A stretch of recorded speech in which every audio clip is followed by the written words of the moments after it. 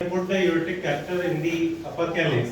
There is one advantage of keeping the capture. The assistant can keep flushing the ureteric capture, so that also it blocks infundibulum of the upper calyx little bit, so the stone fragments don't migrate much into the upper calyx. Because in the supine position, the upper calyx is more inferior, so the gravity dependent stone dust may go and settle in the upper calyx. So now put the contrast.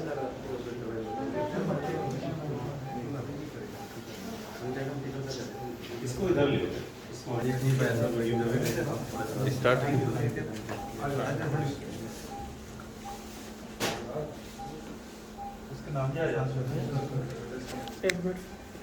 Now the same principle we have to see first. If I am hitting the kidney respiratory movement of the kidney stops.